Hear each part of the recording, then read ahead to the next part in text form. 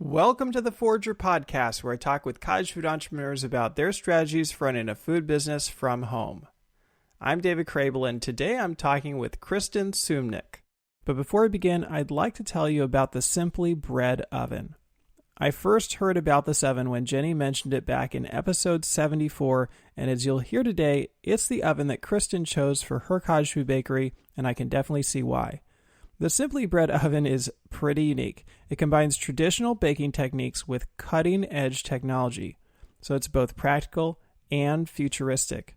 You can use it to bake breads, desserts, and more, and it's a workhorse. You can bake up to 15 loaves in just 40 minutes.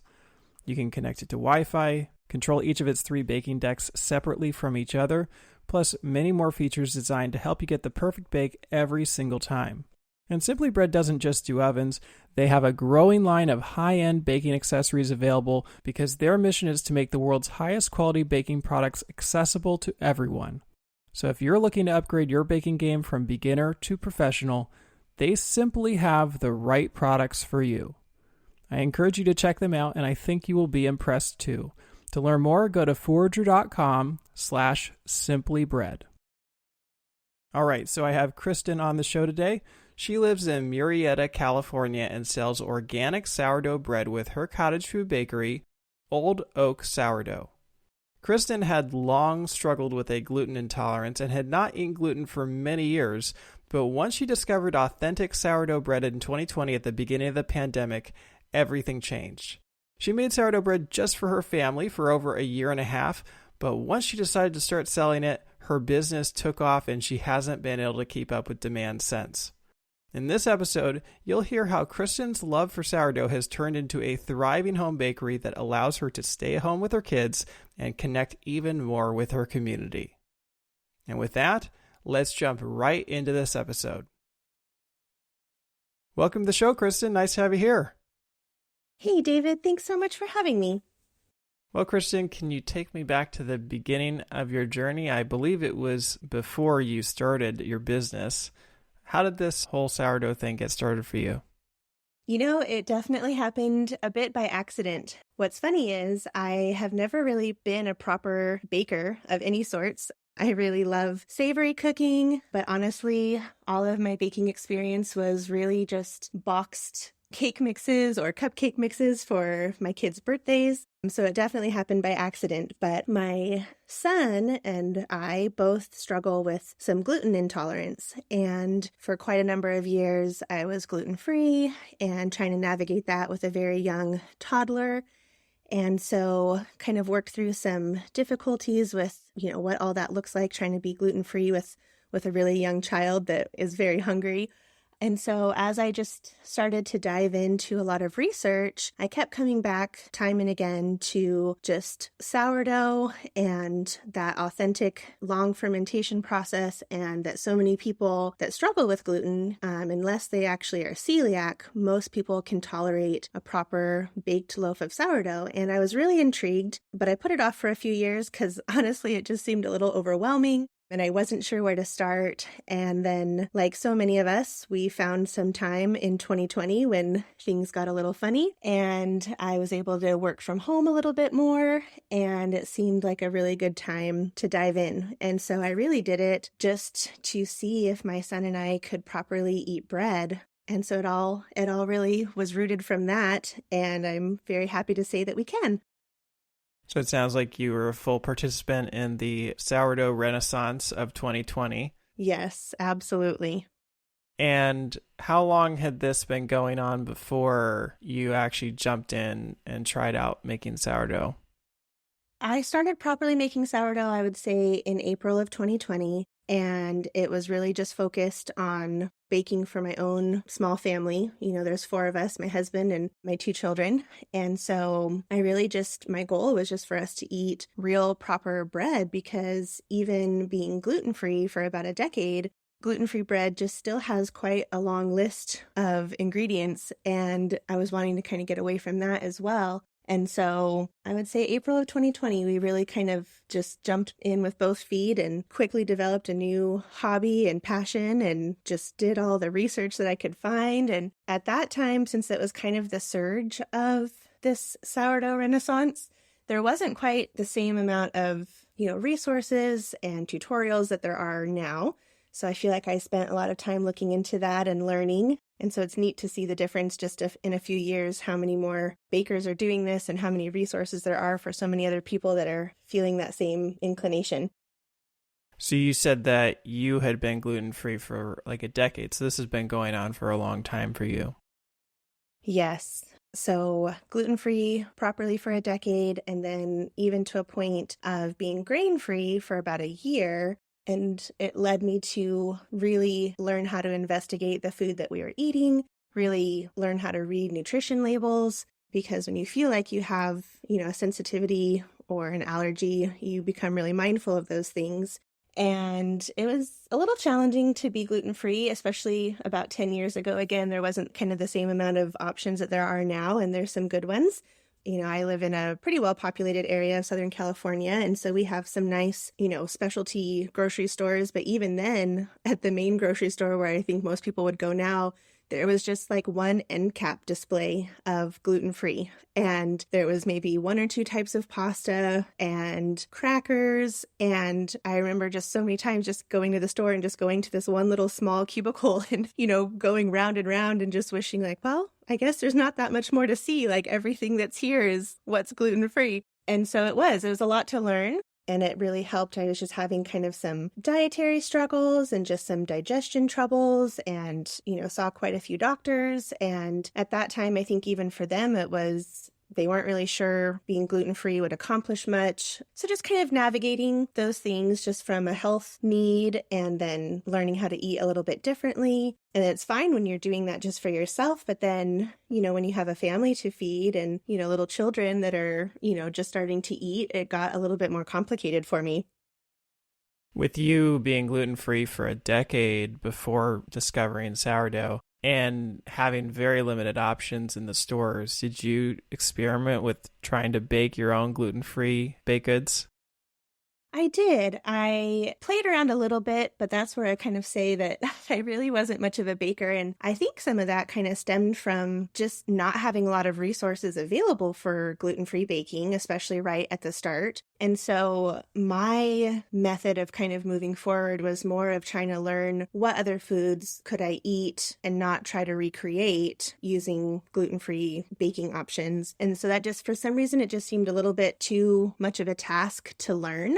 And so if I did, I was always kind of leaning on the boxed items, which are very few and far between, honestly, but it seemed like the best approach. So you started baking the sourdough during the pandemic, like so many other people. And what was that learning process like? And when did you really fall in love with it? My first loaf that I made seemed very stressful and a lot to learn. Again, just not coming from any kind of really baking experience. But I remember making my first loaf. It was a whole wheat loaf and it was extremely dense and didn't get much of a rise to it. But I remember just being so proud that I mixed something by hand and put it together and followed some steps. And mostly we got a very nice loaf. And especially my son, he was, I guess he was 5 at the time. He was just thrilled. He's kind of my original fan. Everything I make, he loves, and everything I bake, he is just my biggest fan. And so it really kind of started with that. And I think it's just really satisfying to learn something new and put the steps in and then actually have it yield a good result, So it was pretty fun. So it sounds like, as you've imagined throughout your life, potential careers, baker was definitely not on that list. Oh, definitely not. Definitely not. I've done some different things in my course of my working life, but it's not ever had anything to do with food. I grew up riding horses, and that was a huge focus for a long time. And I did that semi-professionally for training and breaking horses, and then moved into being a veterinary technician, which was what I actually thought I was going to be for my career, was a veterinarian.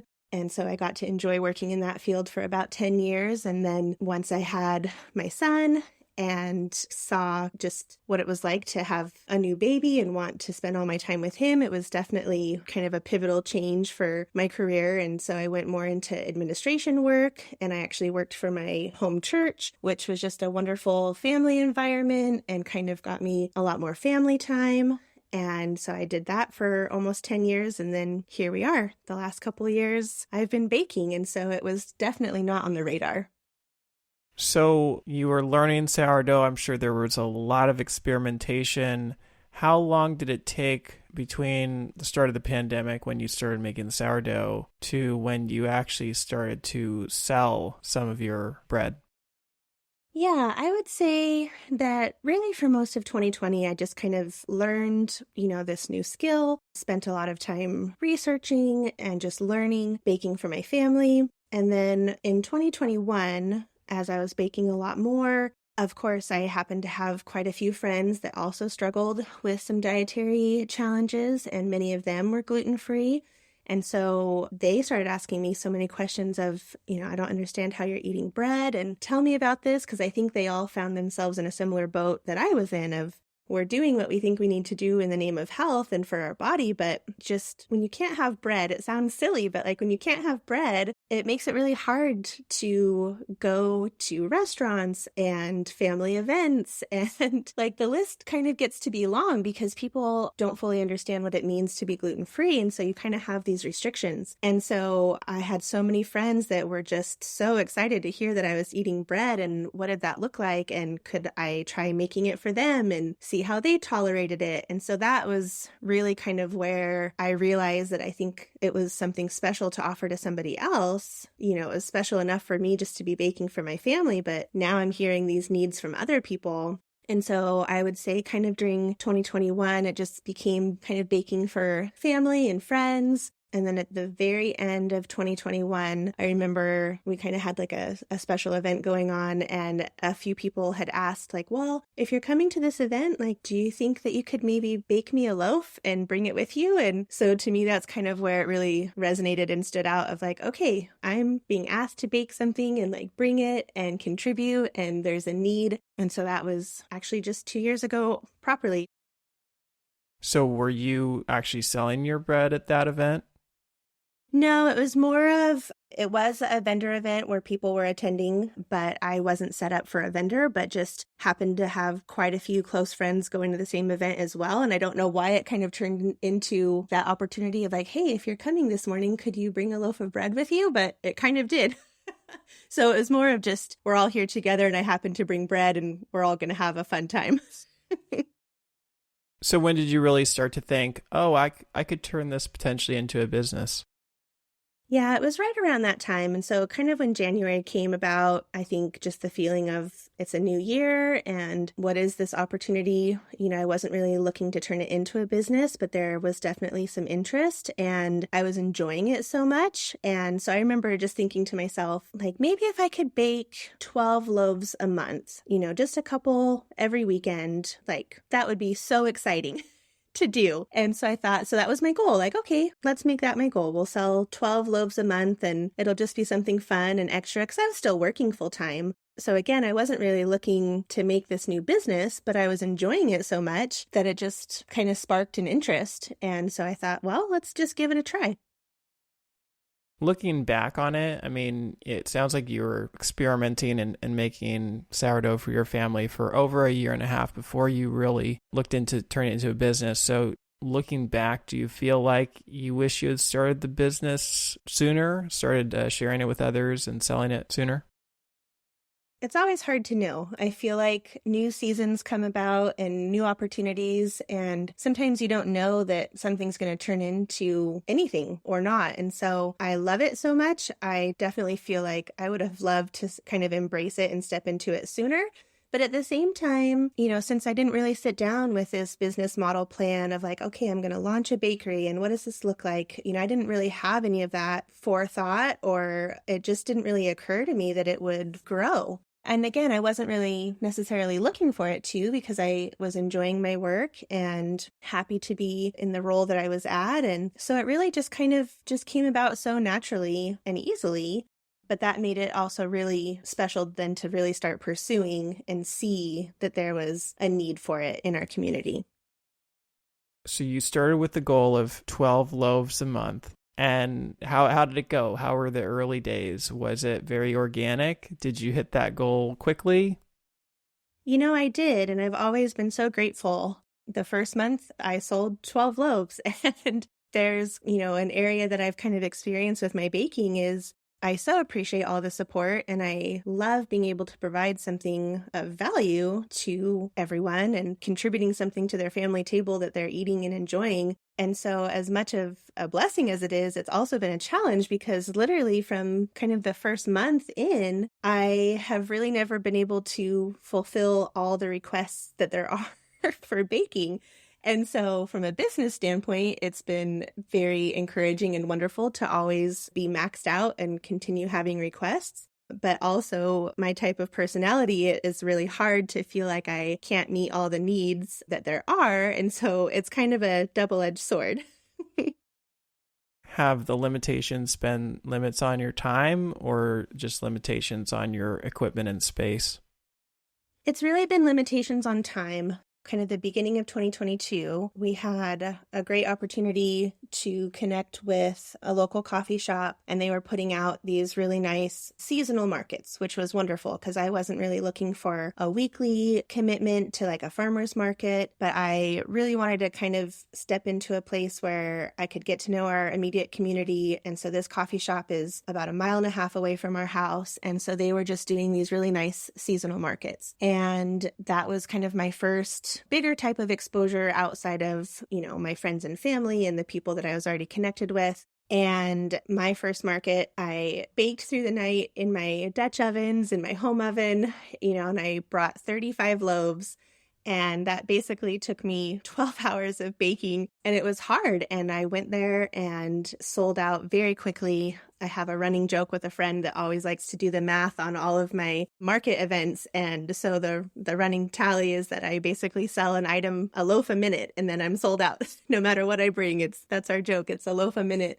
And so after that first market, I was just so encouraged and enjoyed it so much that I really kind of jumped right in with purchasing proper equipment and really trying to grow my baking ability. But it didn't really change the fact that I still worked full time, and it wasn't a very accommodating schedule for, my sourdough schedule. And so I worked Monday through Thursday. And so my 2 days were Friday and Saturday. So I could do all of my dough prep on Friday, do my long fermentation, and bake on Saturday. And so that schedule was really all there was. And so I quickly just felt so passionate about, well, how much can I make in this, how many loaves can I bake in just really this one baking day opportunity? And so the answer for me was to jump into equipment that would better facilitate that. But it didn't really occur to me that I could change my time because, again, I was very happy with my job and loved the role that I was serving in. And so that was kind of my solution was, well, we better start amping up production and really make this one day count. And with equipment, you were starting with the Dutch ovens like most people. And what was your next step? I think most bakers can kind of relate. It felt like the next step was to have, a proper baking oven. And so at that time, it was primarily, the Rofco that everybody knows and loves. That was also during the time that they were just, on this crazy back order. And it felt really unattainable to even, get one. And I found myself on the waiting list with Pleasant Hill, just like so many other bakers, and not really knowing what else I could do. So I just kind of dove in and started researching and ended up purchasing a Pico Plus oven that's made by Chandley, and they're in the UK. And so I ordered one of those. But again, it was kind of during that time of supply chain challenges. And so I ordered my oven, with the hopes of having it in about 8 weeks, and it ended up taking 6 months. And so I just kind of felt like I just had this carrot dangling in front of my face of like, okay, well, I ordered my oven and I really, was anticipating baking a lot more. And then I just kind of had to keep playing the Dutch oven shuffle in my kitchen until it actually arrived. And so it was a little bit of a challenging 6 months because I I'm a planner by nature, and so I took a few steps to kind of plan on increased production and committed to a few things that then I still needed to fulfill, but I still didn't really have the equipment to do it for me. So it was definitely a little bit of a tiring 6 months of shuffling those Dutch ovens around and around. But I think so many of us bakers can relate to that because we find that passion in our home kitchen, and that's often the avenue for many of us for quite a while, you know? I'm just curious, how many Dutch ovens did you actually have? I could fit 4 in my home oven, but I think for whatever reason, if I did 4, I don't think it could quite distribute the heat evenly. So I ended up, my proper number was 3, and I would kind of rotate them through. And it always felt like a little bit of a loss because it's like, well, I can technically fit 4, but I just couldn't get like a proper bake when the oven was, so full to capacity. And so 3 it was, and, a little bit longer bake times in your home oven, like so many people can relate to. So to bake 3 in about an hour is definitely a time commitment. So what was it like when that oven finally showed up? It definitely was a huge help. It arrived Labor Day weekend, and so I was so excited to have like the long weekend to start baking and practicing. And so got it all set up. But in that time of, like I said, kind of the 6 months of waiting, business just kind of kept moving forward. And so already, I was so thrilled at the thought of moving from 3 to 6 loaves at a time, which is what the Pico Plus can accommodate. At that time, that felt huge. And then by the time it arrived, I'd kind of outgrown that capacity already. And so it was kind of a hard decision of, do I order another Pico Plus? And what does that look like truly for, shipping time, and what will that be? And so kind of in the meantime, it had worked out really well with me being here in Southern California. There was a new opportunity with a US made bread oven, which is Simply Bread. And they just happened to be about an hour north of me. And I had been in communication with them, but it had seemed like such a big step to get an oven that could bake 12 to 15 loaves at a time. Again, I was just a little hesitant because I had never really purposed to start this as a business. I was enjoying it, and I was feeling super passionate about it and trying to find a way to kind of keep up, but I still wasn't like at the point of embracing it as like this could really be like a full-time business. And so I was a little hesitant, but I just knew I needed to make this leap again, because I was trying to capitalize on how many loaves can I bake for different families, this 48-hour time frame that I have available. And so I kind of just decided, well, I better just make a big step, because I took kind of a halfway step with my Pico Plus and still didn't quite have the abilities that I needed. And so I took a big step and purchased a Simply Bread oven, drove up there, loaded it up, and brought it home. And so that was within just about 5 weeks of me getting my first oven. And so I kind of just plunged in and had 2. So did you keep the Pico Plus? I did. I considered selling it and kind of played around with that idea, but I just got some really great wisdom from my grandparents. They just said, why don't you hang on to it and just give it 6 months, hang on to it. And if you don't need it, then maybe look at options. But they said, if you're as busy as you feel like you'll be, you might really appreciate having 2 ovens. And I appreciated their wisdom because I felt like I needed to sell it to be able to step into a bigger investment, but it's been really helpful to have 2 ovens. And so I'm grateful that they gave me some good advice. So you invested in the Simply Bread oven, and I know you took it a step further that you now work for them. I do. Yeah, it's just always interesting when new opportunities kind of come your way and different seasons of life. And so again, I worked for my home church and was really, really loving that and had been there for, just about 9 years. And so I really wasn't looking for anything different. And I have a strong faith, and I believe that the Lord kind of brings new seasons and new things when it's the right timing.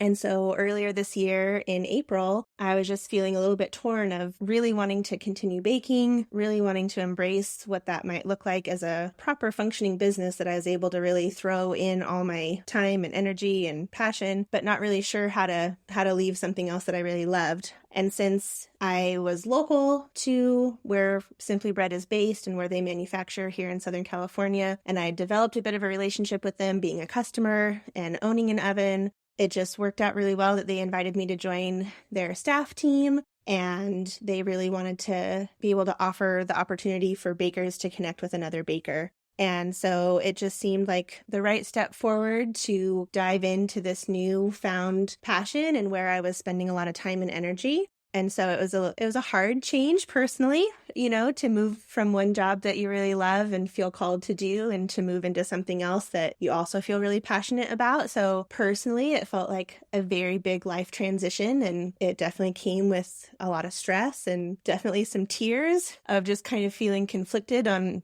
just something new. But ultimately, it seemed like the right thing to do. And I do believe that it's good to be stretched and try new things and be challenged. And so just felt like a really great opportunity. And so I have been officially on their staff team since April, and it's been a really unique opportunity.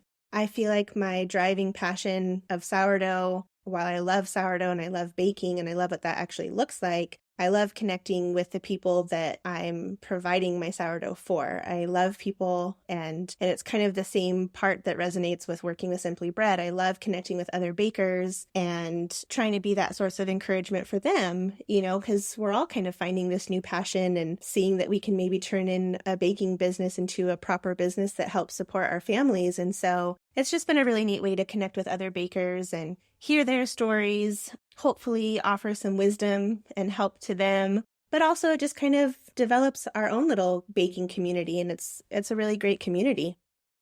Yeah, and doing a little bit of research on your business, I definitely saw that theme of a lot of collaboration, a lot of connection.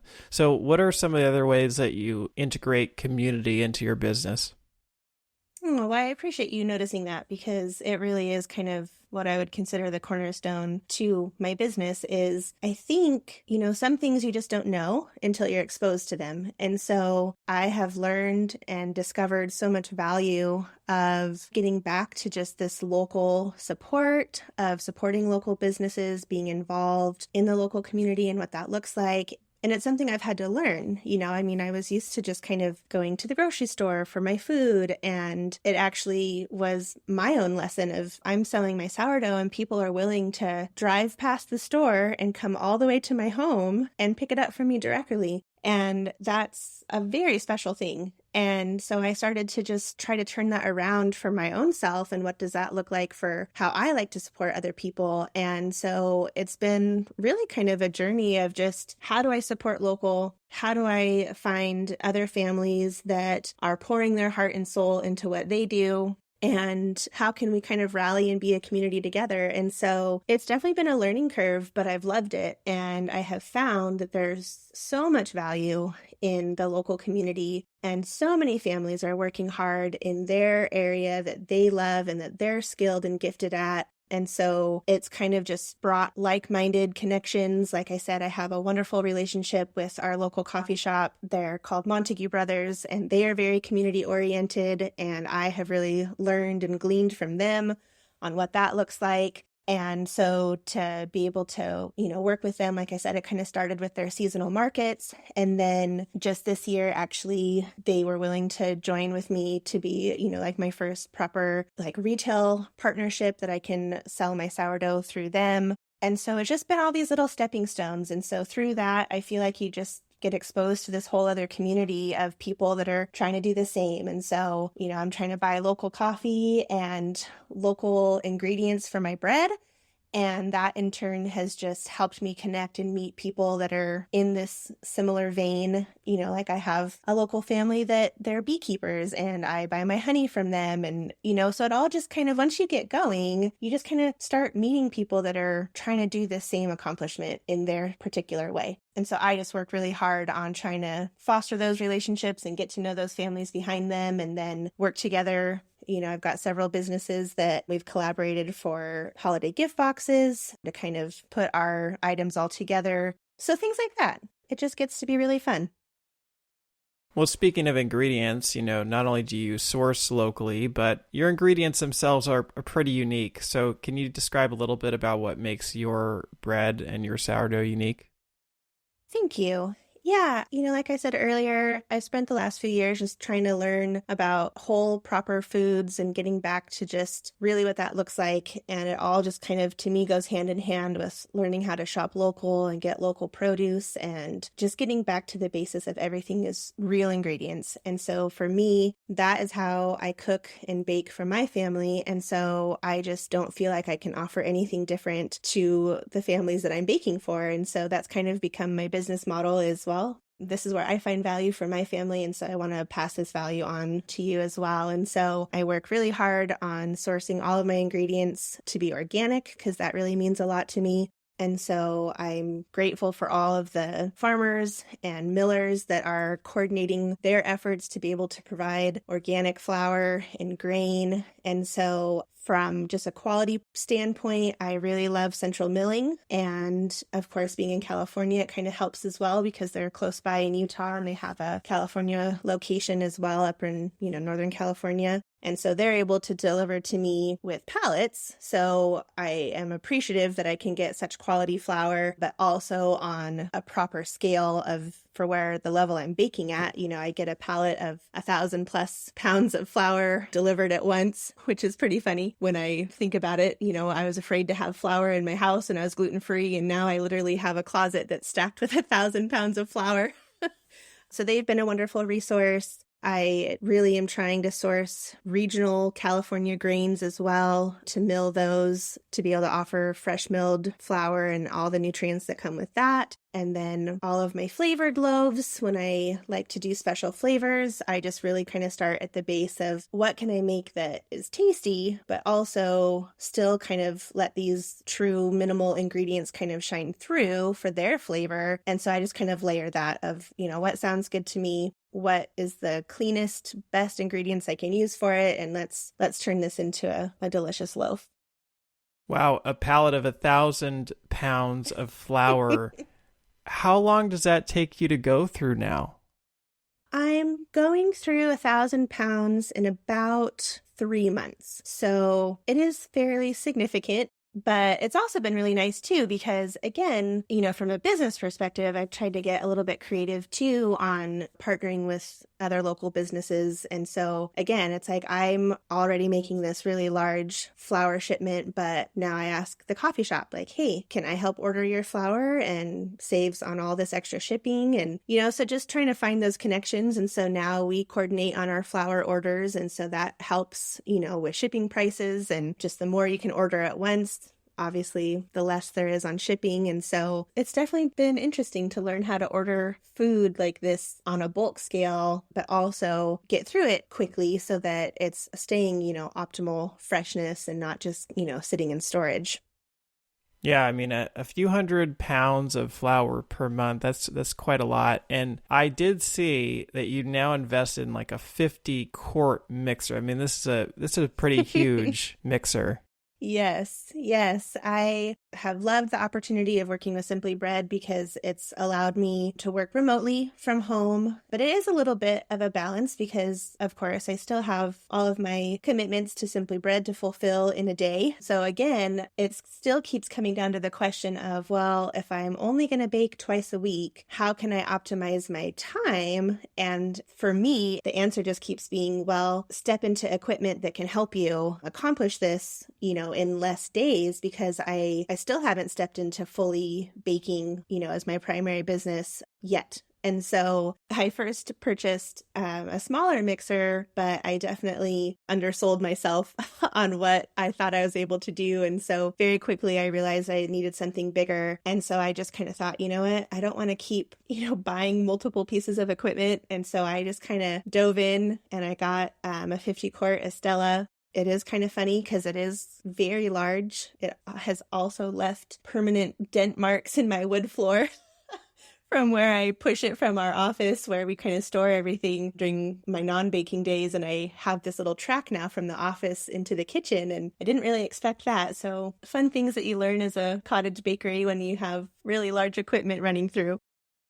I was thinking about that, like with this enormous mixer, you've obviously got the oven. Like, how does this all fit into your home, right? Like, is your kitchen just a very large kitchen? Not necessarily. We have a single-story home and it's not exceptionally large. It's very comfortable for our family. And I definitely had to get creative with space. And so my husband very graciously has offered up his office. And at first it didn't seem too bad. We just had one larger kind of oven, but it wasn't so exceptionally large that it was strange. But, with my Pico Plus, and we just kind of parked it in, the front dining room. My kitchen is kind of on the other side of the dining room, just it shares a wall. And so I would leave it parked in the dining room and then just wheel it around into the kitchen on bake days. And that seemed reasonable. But then again, it came a second oven and then of course a fridge and now the mixer and of course all my actual bannetons and just functional packaging. And so our front room truly has turned into bakery storage. And it looks like a bakery. And so even every week when I have customers come and pick up, if it's their first time, they come to my door and they're like, oh my gosh, like that's your oven. It's like, yeah, this front room has really turned into like a proper bakery. So I love it though, because I just feel like this is my passion. This is what I enjoy. And so we might as well just have it kind of part of our home.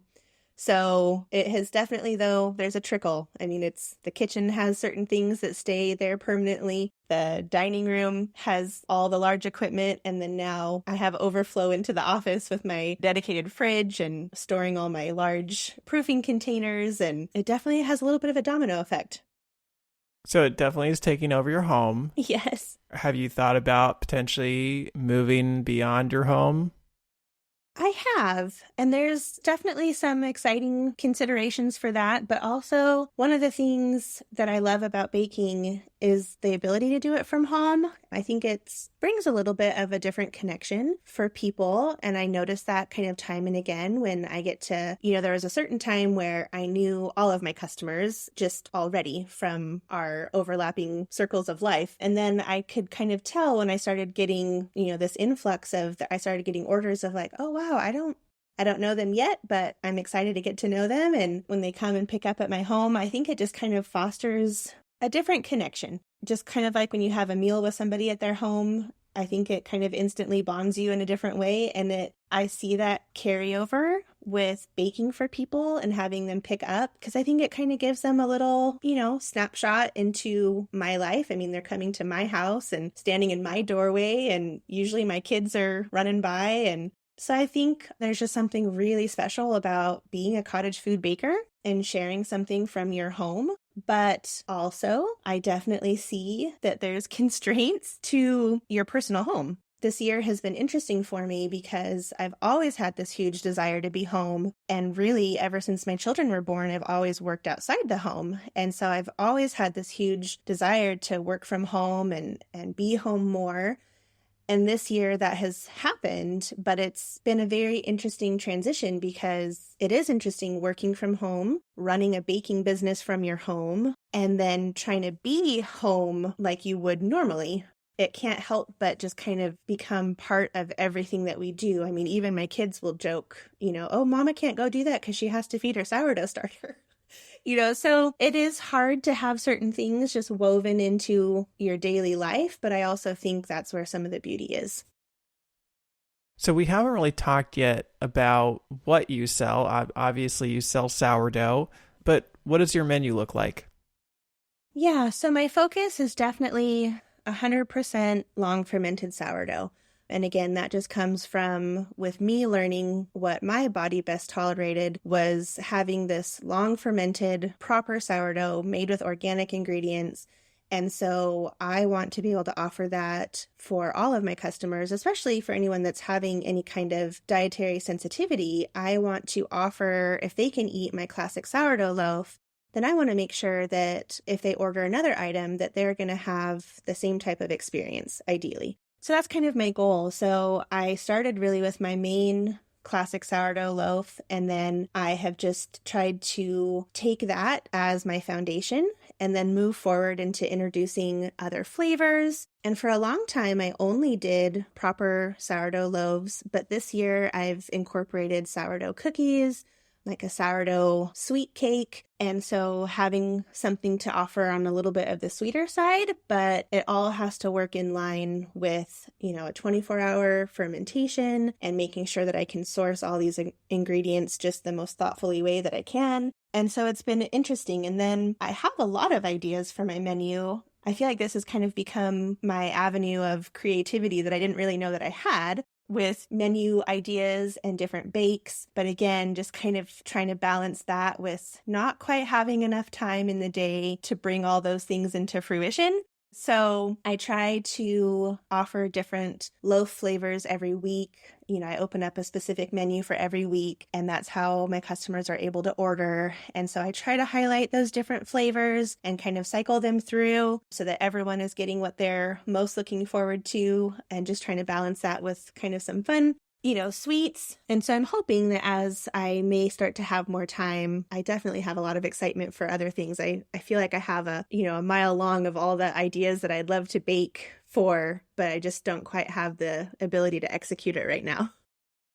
So what led you to change up the menu on a week-to-week basis? Was it, to try to add scarcity or sell more each week, or was it just to kind of mix it up and make it a little bit more fun for you? I think a little bit of a few of those thoughts. I started to learn, because again, I feel like I've had to learn something every month of my baking journey. I feel like every month presents something new. And since I really I've never really sat down with this plan to roll out this bakery. It's just every month it's like, well, I have all these requests. I have all these orders. I'm trying to learn. I'm learning as I'm going. And a year ago, I definitely felt like I finally kind of had a realization of, okay, I need to learn how to streamline for my own self so that I didn't want baking to become stressful. I wanted to enjoy it because that's why I'm doing it. I have all this wonderful love and passion for it. But I was noticing that, as I would develop my menu, I would add a new flavor. And it used to just be that customers could just put in a request for whatever loaf of their choice. But then that started to look like I would make 5 or 6 classic loaves, and then I would have a couple dark chocolate loaves and jalapeno cheddar. And it got to be where it was really hard to plan and streamline. And so I kind of realized I need to adjust what this looks like for baking on scale, and I need to know what I'm planning for and not be running for ingredients for 5 or 6 different things. And so at the beginning of January of last year, I really just dove into how do I streamline a menu? How do I still get everyone what they're hoping for, but how do I maintain some organization over it? And so that's where I started to lean into this, weekly menu where I would usually focus on 2 flavors and then maybe something fun like cookies, should my time allow for it. And that for me really helped just my mental capacity of planning for my bake days. I could just say, okay, well, we've got these 2 loaves, I've got these ingredients, and I'm going to do one full mix in my mixer of this flavor, and then I'll do a second mix of this flavor. And it just really took away kind of a lot of decision fatigue, I guess, is what it would come down to. And then it is fun. I think I will plan the menu kind of around some personal preferences, or if I haven't had a certain loaf in a while, or if my kids are really hoping for a certain flavor, then that might impact my menu a little bit. But I think it keeps it exciting. And I also wanted to encourage people. So many of us like to order our favorite thing, which I definitely am subject to as well. But I really wanted to encourage people to try something new and hopefully find out that that's now their new favorite. And then this is their new favorite. And then at the end of the day, whatever was coming out on the menu, ideally everyone would appreciate that flavor. And I found that to be helpful as well. People would try something new just because that was what was on the menu, but they definitely wanted sourdough that week. And so they would try it. And then I would get feedback that they loved it. And so it definitely met a lot of needs. You've mentioned your sourdough cookies, and I feel like you're the first person on the podcast that makes sourdough cookies. Did you have to do a lot of experimentation to get those to come out right? Yeah, what I kind of find for myself, since I am not like a properly trained baker, in the sense that I didn't go to culinary school and I didn't learn these things in a formal education. My method is I take a lot of inspiration that's around me, and I don't know how to take a recipe just completely from scratch and build it from the ground up. But what I'm really good at is starting with something as a baseline and understanding how that recipe works and then starting to kind of tailor it. And I feel like before I was baking, that's kind of how I would cook. Like I would always start with, a proper recipe from somebody that understands recipe development and can put forward a really strong recipe. But then I feel like my own personal preferences and personal creativity kind of then can piece it apart and rebuild it a little bit. So I was really interested, actually, Annie Clapper, she also owns a Simply Bread oven, and she's just a wonderful resource. She actually shared about her vegan sourdough cookies. And I was just interested because I do bake for a lot of families that have some dietary struggles. And so I thought, well, I'm not really a vegan-based eater, but I can appreciate that for people that have sensitivities. And so I thought, well, I'm kind of curious about this. And so I started with her cookie recipe, but then just personally found out, I'm not really quite looking for a vegan recipe myself. And so it's like, well, then what does it look like if I reintroduce butter? And what does it look like if I, swap out for my favorite flour? Like I really love kind of my very special grain of choice is spelt grain. It's what I first reintroduced to my diet since it's at it's a naturally lower gluten grain. It's an ancient grain, and I just am personally very, very partial to this grain. And so that's really kind of my fresh milled grain of choice that I spend a lot of time with in my baking. And so I started to look into, well, how can I introduce spelt flour and what does that do to the recipe? And so I guess at the end of the day, I am able to kind of deconstruct and kind of rebuild my recipe to achieve what I'm hoping to. And again, if I'm going to be offering an item, I want to be able to offer it fully long fermented. And so, I make the cookies at least 24 hours ahead of time, and they ferment slowly and sit in the fridge. And I do longer when I'm able to, up to a 48-hour ferment. And so I find that combination of just a long fermentation, fresh milled grain, and then, like I said, I can't really forfeit butter because I just really love it. So they do have butter in them, but they don't have egg. And so they end up being kind of a thin, really flavorful cookie. They're not overtly sweet, but they're very flavorful. And so they're definitely a very unique cookie. So what have you found has been some of your best sellers? I would say that my jalapeno cheddar is a very, very popular loaf. People really love the combination of the spicy jalapenos, and I like to leave all the seeds in to really kind of pack that punch. So that's been very, very popular.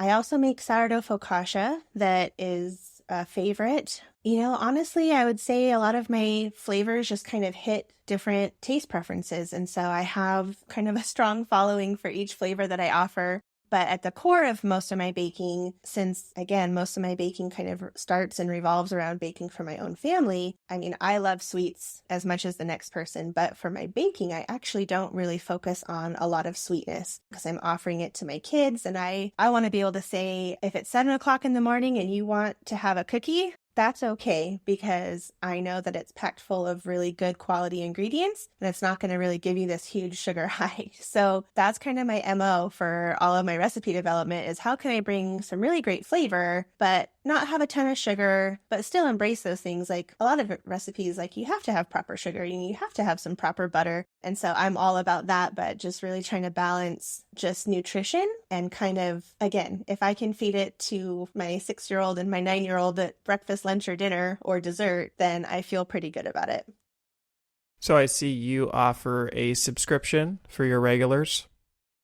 I do. That's been a really wonderful addition to what I've been offering. And again, it kind of came with the opportunity of being able to be home a little bit more and carve out a second day of baking.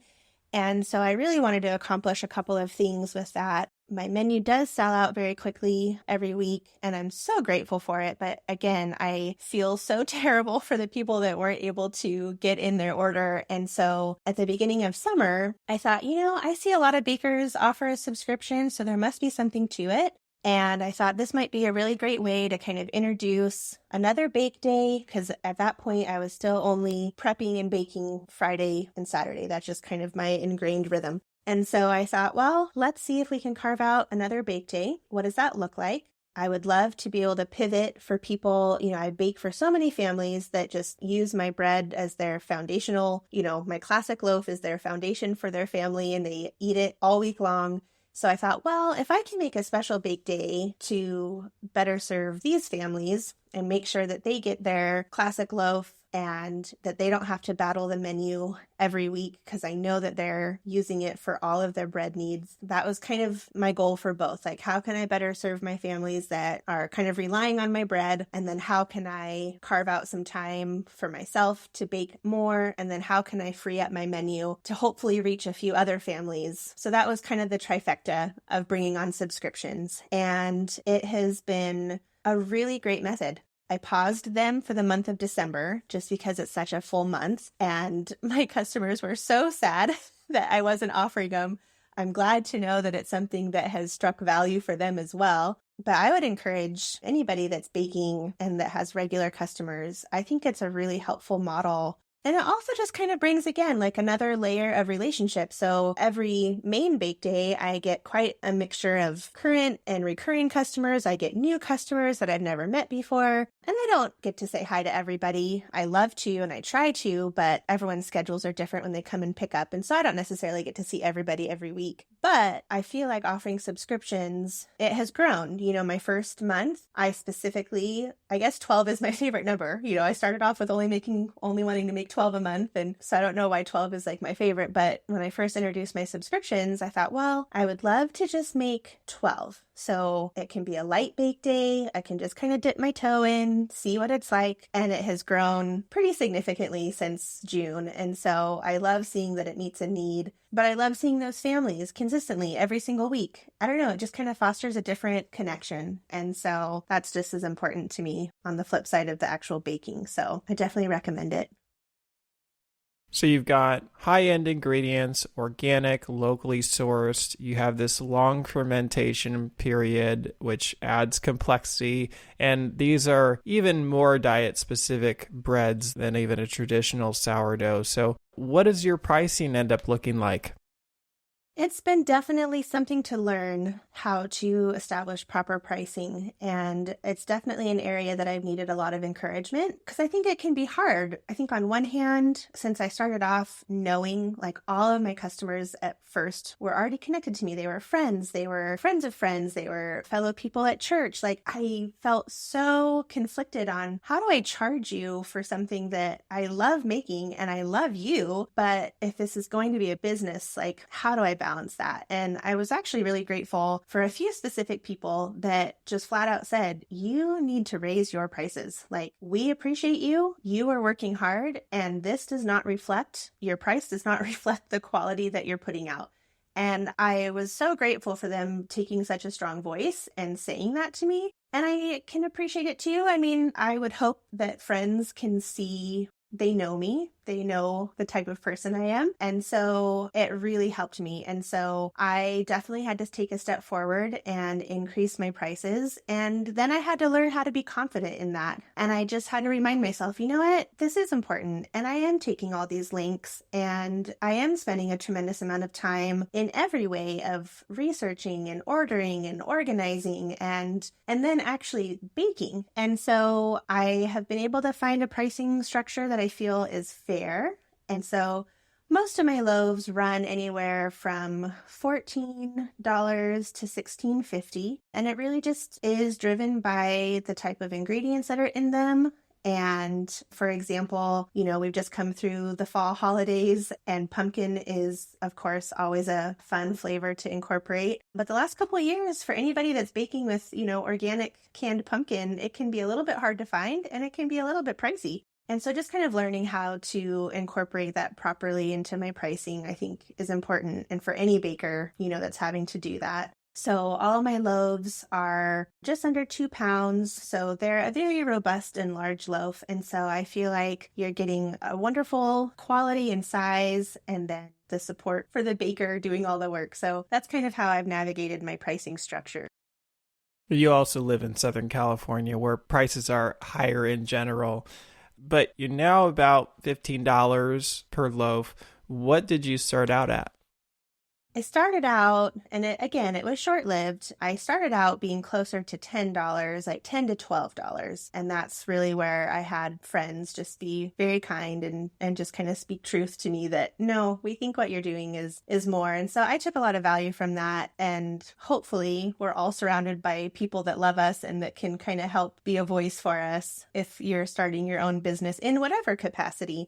Because at the end of the day, this still might not be my primary job, but it is a significant amount of work and effort. And I think for anyone that has their own personal business, it can be fairly all-consuming. I mean, I often apologize to my husband. I'm like, I'm sorry that we've talked about sourdough for 3 years straight. Like, it is all-consuming when you're kind of putting your heart and soul into something.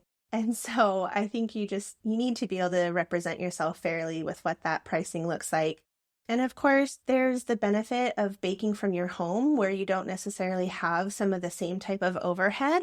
But to be honest, like when I really look back on some of my investments, like I've invested in proper bakery grade equipment. And, I might not have a lease for a storefront, but I still have the mortgage for my home and my electrical costs and for running my ovens and, all those different things that are still outside of ingredient costs. So I think it's a really layered structure that you have to kind of think about when you put together your pricing, but I so appreciate everyone's support with it.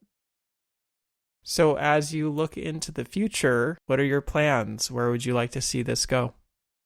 As this year is kind of coming to a close and being able to bake more this year than I've ever been able to bake, especially really the last 6 months, I would say is when I've really been able to have the flexibility to really kind of push some of my personal boundaries of like, what does it really look like to bake for business? Because sometimes I'm finding until you actually do it, you don't really know what to expect. And so for me, I'm baking twice a week, which really looks like 4 days from dough preparation and fermentation to bake time. So 4 days of my week are dedicated to baking. And it is strenuous, actually, to bake at this kind of scale. And there are certainly bakers that are baking on a higher scale than myself. So, I mean, I'm not at all the standard, but I've had to learn physically what it's like to, have hundreds of pounds of dough going. It is physical. It is a little bit challenging. It's so much cleaning and dishes. But it is just part of it, and I love every part. And so I would love to really dive in further. Again, I've just gotten some wonderful support from the community and just different connections that are kind of coming together. And so I think I'm finally kind of letting myself dream about what would it really be to just bake and let Old Oak Sourdough just kind of grow, because I feel like really from day one, I've kind of just had this bottleneck that I'm just kind of keeping my fist closed around of like, well, I can bake this much, but not anymore. And I'm trying to find just that confidence of moving into like, what if I just could bake and really pursue this avenue, and what would that look like? And so I think I'm really excited to see what that might look like. So I'm excited for this coming year, and I'm hoping that it means more baking and just reaching more families and making new friendships and all that goes into it, because that's really the other huge driving force is just, I love the connections that come along with it. So could you see yourself having a brick and mortar someday, or do you just see yourself potentially baking full time out of your house? Right now, I'm set up to do a pretty significant volume through my home. I think if I really admire all of these bakers that move from a cottage food operation into a brick and mortar, and I'm so grateful for them, for those that are kind of sharing what that looks like. And to be perfectly honest, when we drive through our little section of kind of our historic downtown area of my town in Murrieta, I look at the little shops that are there, and I see for lease signs, and I think about it. I think, wow, that would be really exciting. But then I also realize, well, that would take me right back out of the home. And my children are still pretty young, 9 and 6. And I really want to be home and just enjoy our family time. So I definitely see ideas and I get inspired and I think about what that might look like. And I have a lot of encouragement from customers and friends like, oh, I think you should open a storefront. So we'll see. I've learned not to say no because I never would have seen myself baking in the first place. So I really think anything really can happen. So we'll just see. We'll see what the season and new opportunities bring. Well, Kristyn, thanks so much for coming on and sharing your story. Now, if people would like to learn more about you, where can they find you or how can they reach out? Yeah, I love to connect with other people. I am on Instagram as Old Oak Sourdough, and so that's probably the best place to find me. Once you find me there, then you can kind of get connected in other ways, but I think social media makes it pretty nice to connect that way. I do have my website, Old Oak Sourdough. I've been really grateful that all of everything around my name has been able to be secured. So if you can remember Old Oak Sourdough, you can pretty much find me anywhere. Awesome. Well, thank you so much for coming on the show and sharing with us today. Thanks so much, David. I really appreciate it. That wraps up another episode of the Forager Podcast. For more information about this episode, go to forager.com/podcast/105. And if you're enjoying this podcast, please take a quick moment right now and leave me a review on Apple Podcasts. It doesn't have to be a long review, but it's truly the best way to support this show and will help others like you find this podcast. And finally, if you're thinking about selling your own homemade food, check out my free mini course where I walk you through the steps you need to take to get a cottage food business off the ground. To get the course, go to cottagefoodcourse.com. Thanks for listening, and I'll see you in the next episode.